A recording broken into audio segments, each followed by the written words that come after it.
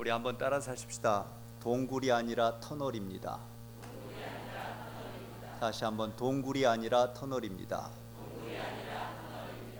이스라엘 백성들이 아말렉 군대와 함께 전쟁을 한 때가 있었습니다.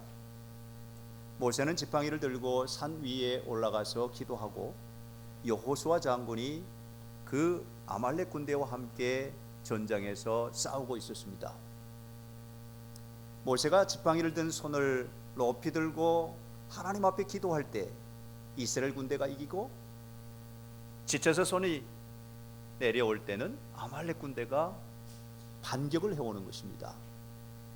몇 차례를 거듭하다가 아론과 훌이 함께 해서 단을 쌓고 그 위에 앉게 한 다음에 모세의 손을 양손에 두 사람이 받들어 올렸습니다. 출애굽기 17장 11절로 12절에 보면 모세가 손을 들면 이스라엘이 이기고 손을 내리면 아말렉이 이기더니 모세의 팔이 피곤함에 그들이 돌을 가져다가 모세의 아래 놓아 그가 그 위에 앉게 하고 아론과 훌이 한 사람은 이쪽에서 한 사람은 저쪽에서 모세의 손을 붙들어 올렸더니 그 손이 해가 지도록 내려오지 아니한지라. 아멘.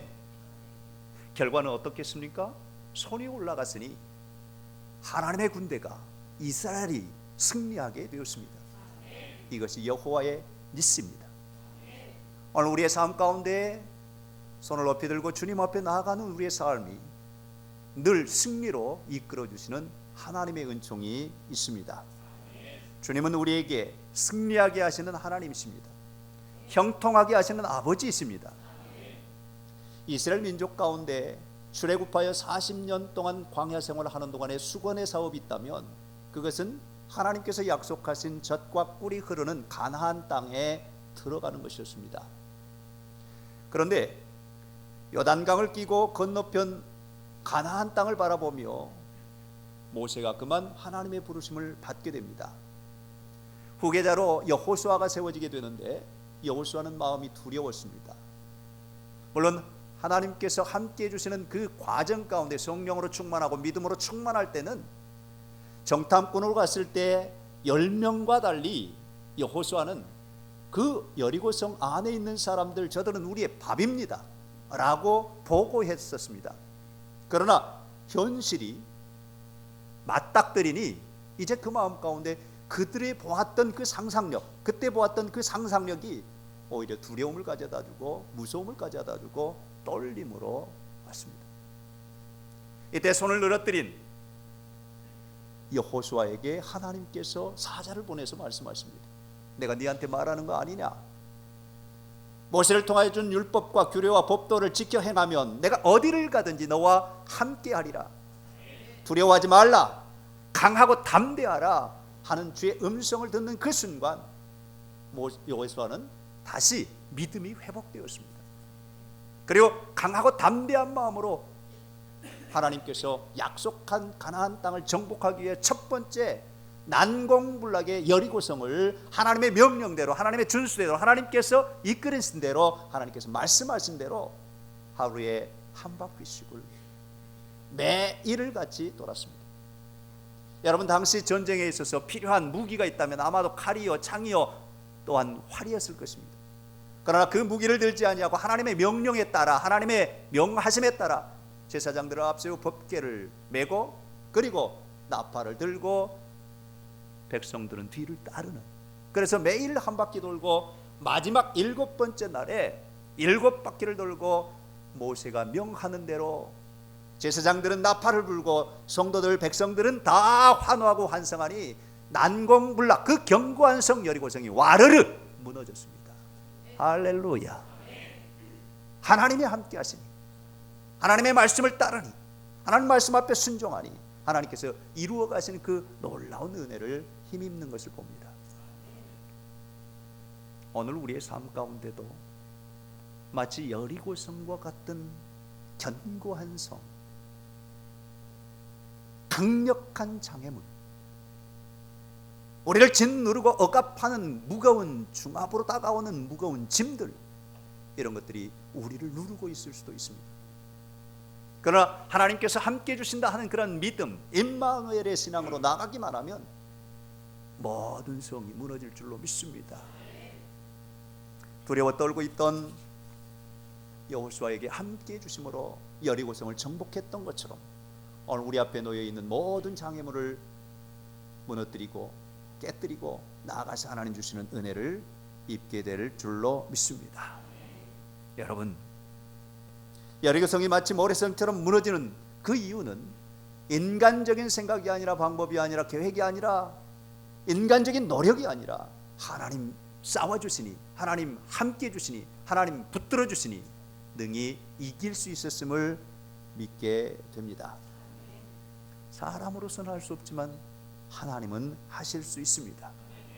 하나님께서 주시는 선물은 동굴이 아니라 터널입니다. 꽉 막힘이 아니라 확 뚫림입니다. 우리를 억압하고 꽉 매여 있는 것이 아니라 우리를 자유하게 하고 풀어주시는 하나님의 능력인 것을 믿으십시다. 막힘을 뚫어주시고 장벽을 무너뜨리시며 묶임을 풀어주시는 분이 바로 주님이십니다. 주님 안에 있으면 자유가 있습니다. 해방이 있습니다. 그래서 오늘 말씀 가운데 22절에 보면 하나님을 잊어버린 너희여 생각하라. 하나님을 멀리하던 너희여 다시 돌이키라. 너희 죄악 가운데 그대로 가면 죽게 될 것이니 돌이켜 하나님께로 돌아오라. 그리하면 막힌 것들이 뚫려지고 얽혀있는 것들이 풀어지며 또한 눌린 것들이 자유하게 될 것이다 하는 그런 말씀을 주고 있는 것을 봅니다. 묶임이나 갇힘이나 막힘은 마치 동굴과 같은 것입니다. 더 이상 앞으로 갈 수 없고 진퇴양난의 그런 상황에 있을 때 동굴을 경험하게 될 것입니다. 오늘 예배하는 여러분들 가운데 마치 그런 느낌을 받고 앞으로 더 전진할 수 없는 그런 상황에 있는 분이 계십니까? 오늘 말씀을 통해서 하나님은 나에게 동굴을 주시는 것이 아니라 터널을 주실 것이다 하는 그런 믿음으로 서기를 주님의 이름으로 축원합니다. 오늘 예수님께서 우리 가운데 오시면 동굴 가운데서 우리를 건져내셔서 자유하게 하심으로 아직도 어둠은 있지만 긴 터널을 지나고 나면 하늘에 반짝이는 별들을 바라볼 수 있는 그런 은총을 입도록 우리를 축복하심을 믿습니다. 사실 예수님도 동굴에 무덤에 갇히셨습니다. 이스라엘의 무덤은 동굴이죠. 그 동굴에 갇히시며 무덤 문이 닫히시고 사흘 음부에 계셨습니다. 실제 예수님은 음부에 내려갔음이 그들 가운데 실패하는 것이 아니라, 그들 가운데 죽어가는 것이 아니라 오히려 그 어둠 가운데 내려가서 어둠을 밝혀주시는, 악의 세력을 물리치시는 그 권세를 가지시고 내려가셨습니다. 그것이 바로 부활입니다. 예수님 다시 살아나셨습니다. 부활은 동굴이 아니라 터널을 우리에게 가르쳐 주시는 은총인 것을 믿으십시오. 부활하신 주님을 만난 사울, 그는 높은 자라는 뜻을 가지고 있는 이름입니다. 그에게는 율법에 있어서나 경건함에 있어서나 모든 것들이 스스로 생각하기에 최고라고 생각했습니다. 그러니 오히려 그것이 자기를 얽어매고 그 자기 의에 빠져 동굴에 갇혀 있는 것이나 마찬가지였습니다.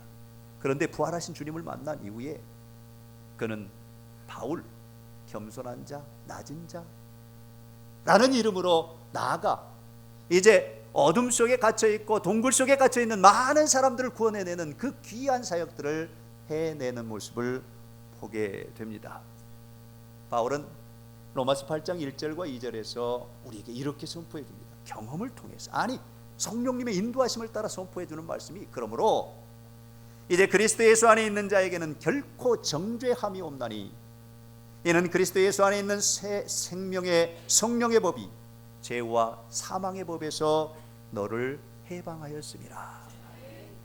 죄로 말미암아 죽을 수밖에 없고 그 동굴에 갇힐 수밖에 없고 음부의 세계에 빠질 수밖에 없는 그들에게 우리 주님 예수 그리스도가 오셔서 그분을 통해서 동굴이 아닌 터널로 우리를 축복해 주심을 믿으십시오.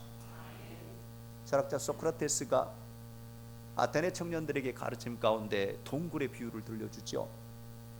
한 청년이 손이 묶이고 발이 묶이고 뒤로 돌아볼 수 없는 그런 상황 속에 동굴 입구에 있습니다. 저 건너편에는 마치 영화관의 스크린처럼 자막이 있는데 밖에서 비춰지는 빛을 따라서 형상들이 물체들이 움직일 때 저 자막 위에 그림자 보여지는 그 그림자가 묶여있는 상태이기 때문에 그 그림자가 전부인 줄 알았습니다. 그림자가 다인 줄 알았습니다. 그런데 어느 한 날 힘있는 그 누군가가 손에 수갑을 풀어주고 발에 착고를 풀어줘서 자유롭게 되어 밖으로 나갔습니다. 동굴 밖으로 나갔습니다. 그러니 이제 실상을 보게 된 거죠. 그동안은 그림자만 보았지만 이제 실제를 보아 이게 참이구나 하는 사실을 깨달아 알게 됩니다. 거기에 진정한 자유가 있습니다. 오늘 우리 가운데 다가오신 예수님은 바로 묶여있던 우리, 죄로 말미암아 묶여있던 우리, 죽음의 그 동굴 속에 갇혀있던 우리를 자유롭게 하시고 해방시켜 주시는 그 놀라운 은혜를 주심을 믿으시길 바랍니다. 오늘 우리의 삶 속에 눈앞에 보여지는 것이 전부인 것처럼 생각하는 그런 삶이 우리들의 삶입니다. 무엇보다도 물질 때문에 그 물질이 전부인 것처럼 생각하여 그 물질에 얽매이고 그 물질에 종이 되고 그 물질에 고속받고 그 물질 때문에 번민하고 하는 그런 모습들이 우리의 삶 가운데 얼마든지 있을 수 있습니다. 그것이 문제입니다. To have or to be, 존재냐 소유냐. 물질 때문에 노예가 되는 것, 물질의 대표적인 예가 돈일 텐데 돈의 노예로 사느냐 아니면 돈의 주인으로 사느냐, 그것이 문제입니다. 오늘 주님은 우리를 하여금 그 무엇으로 죄의 종으로도 아니고 물질의 종으로도 아닌 주님 안에서 하나님의 자녀로 살기를, 하나님의 자녀 곧 존재로 살기를 원하시는 주의 음성이 있음을 믿고 믿음으로 승리할 수 있기를 바랍니다.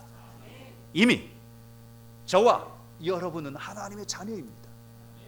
영접하는 자 곧 그 이름을 믿는 자들에게는 하나님의 자녀가 되는 권세를 주셨으니 할렐루야. 이제 하나님의 자녀된 권세는 바로 주님 예수 그리스도 그 이름으로 말미암아 죄로부터의 자유, 물질로부터의 자유, 그 어떤 것으로 얽매임으로부터 자유, 막힘으로부터 뚫려지는 그런 은총을 누리게 될 줄로 믿습니다.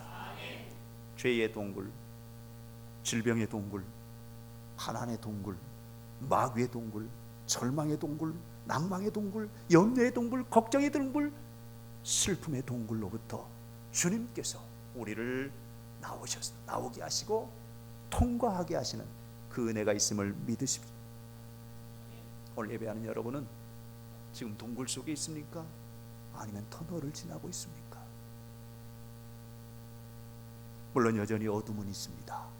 그러나 동굴은 막힘이요, 터널은 그 어둠을 지나고 나면 찬란히 빛나는 태양을 볼 수 있고 찬란히 아름답게 빛나는 별들을 볼 수 있는 그 은혜를 누리게 될 줄로 믿습니다. 오늘 저와 여러분이 이미 동굴이 아닌 터널을 지나고 있습니다. 다윗은 하나님과 함께하는 임마누엘을 경험하며 사는 은혜를 입었습니다. 사무엘 선지자로부터 기름 부음을 받은 이후에 하나님의 이끌리심이 더 강력했습니다. 그럼에도 불구하고 그는 여전히 터널을 지나고 있었습니다. 어둠 가운데 있었습니다. 사울 왕의 끈질긴 그 죽음의 집요함은, 죽임의 집요함은 창을 던지기도 하고 칼을 쓰기도 하고 활을 쏘기도 하는 그런 모습 속에 있었습니다. 한 번은 엔게디라고 하는 지역에서 다윗 일행들이 동굴 속에 있었습니다. 그 동굴 깊은 곳에 어둠 가운데 있는데 사울 왕이 다윗을 찾으러 죽이려고 다가오는데 그 동굴 안으로 들어와서 뒷일을 봅니다.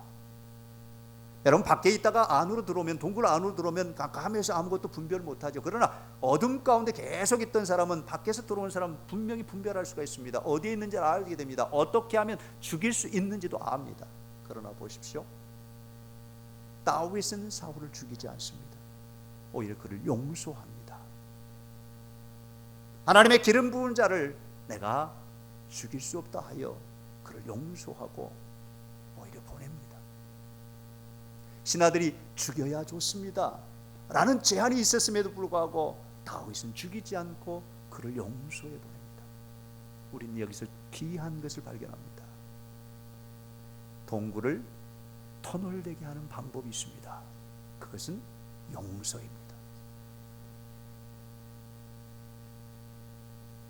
맞은 사람이 발을 뻗고 자나요?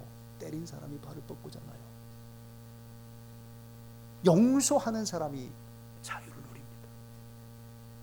오늘 용서는 동굴을 터널되게 하는 은혜입니다. 하나님께서 다윗의 자손 예수 그리스도를 이 땅에 보내주셔서 그는 철저한 용서를 우리에게 가르쳐 주셨습니다. 고난 가운데, 고통 가운데, 아픔 가운데, 괴로움 가운데, 모욕과 능욕과 치욕을 느끼면서도, 채찍을 맞으면서도, 군홧발에 밟히면서도, 십자가 위에서도 아버지여, 아버지여, 저들의 죄를 용서해 주십시오. 저들이 하는 일을 알지 못하나이다. 용서의 사람 예수님. 아니, 그 용서로 말미암아 만 인류를 구원하시는 구원의 능력이 바로 용서 뒤에 나타남을 우리에게 가르쳐 주십니다. 주님께서 억눌린 자, 죄로 말미암아, 질병으로 말미암아 억눌린 자마다 선포해 주시는 말씀이 있습니다. 내 죄사함을 받았느니라. 그것마다 소경이 눈을 뜨게 됩니다. 안진뱅이가 일어납니다. 중풍병자가 살아납니다. 아니, 나병 환자 깨끗함을 입습니다. 아니, 죽은 나사로까지도 살아납니다. 이게 용서의 능력입니다. 주님께서 죄를 용서하심으로 모든 죽어가는 사람들, 질병에 고통하는 사람들, 귀신에 시달리는 사람들 모두를 자유케 하시고 해방시켜 주시는 그 능력이 있었음을 우리에게 보여줍니다. 지난 주간 영성훈련을 받으면서 베트남 출신 하이 교수라는 분이 가르쳐 주셨는데, 그 가르침 가운데 내 마음 가운데 전곡을 찌르며 은혜를 받게 했던 이야기가 있었습니다. 보트피플을 아시죠? 70년대 초 나라가 망해가면서 배를 타고 미국으로 곳곳으로 흩어졌던 베트남 사람들. 그런데 그분은 한 해 전에, 나라가 망하기 한 해 전에 미국으로 와서 공부를 시작했는데, 물론 어려서 갔겠죠. 그런데 가족들과 친지들과 많은 사람들이 겪는 그 어려움과 고난과 질타와 질시, 이런 것 때문에 견딜 수가 없었답니다. 그러면서 얘기 중에 어떤 얘기를 하냐면, 만약에 여러분에게 누군가가 오물을 낀, 그분의 표현대로는 똥을 쏟아붓는다면 어떻게 하겠습니까? 이런 질문이었습니다. 여러분은 어떻게 하겠습니까? 근데 그분의 대답은 이것이었습니다. 그 오물을 걸음으로 삼겠다.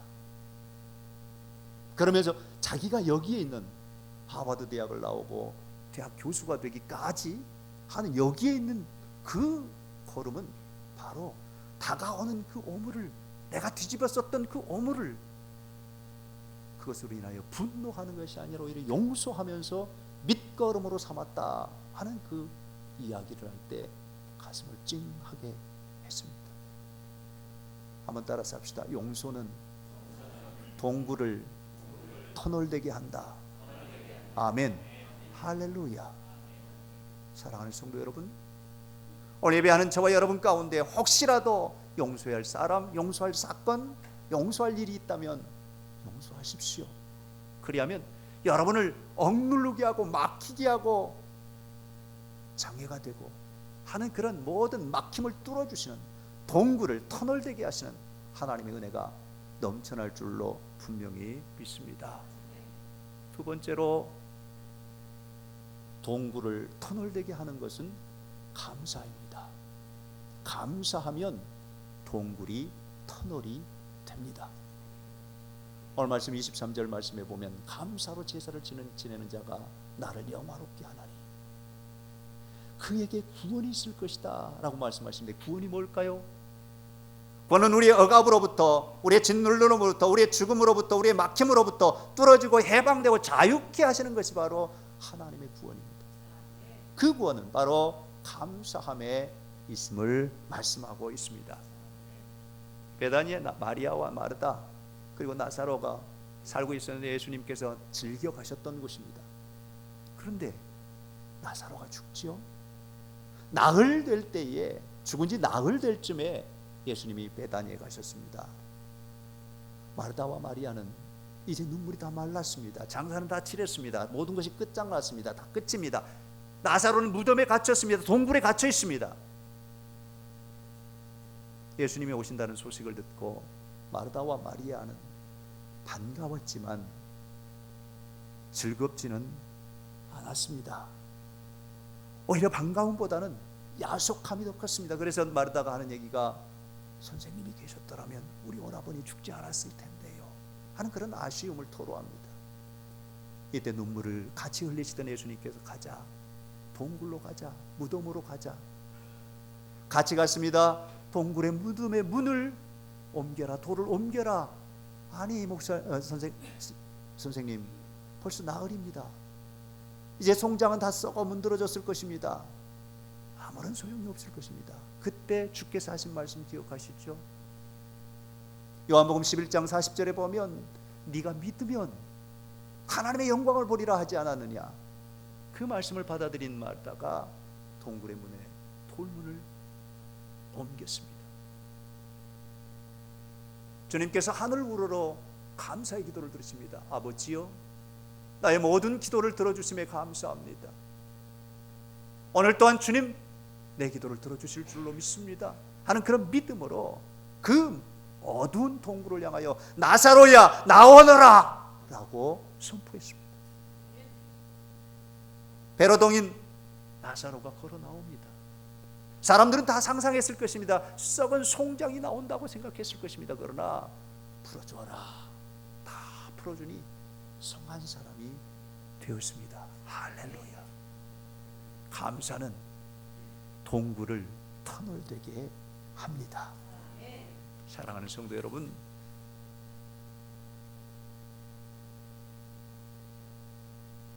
감사가 있는 곳에 동굴이 터널이 됩니다. 죽은 송장이 살아서 나옵니다. 죽음에서 삶으로 바뀌었습니다.